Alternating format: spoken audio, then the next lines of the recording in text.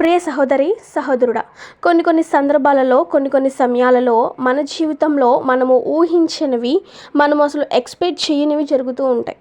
మనం ఎప్పుడో ఏదో ఒక సమయంలో ఏదో ఒక ఉద్యోగానికి రెజ్యూమ్ ఇస్తే మనం ఊహించని టైంలో ఫోన్ చేసి ఇదిగోండి పలానా సమయంలో మీకు ఈ జాబ్ ఉంది, మీరు రాగలరా అని అడుగుతారు. అసలు మనం ఎక్స్పెక్ట్ చేయము. అసలు ఉద్యోగమే రాదనుకున్నాం, మనకి ఉద్యోగం వచ్చిద్దని తెలియదు.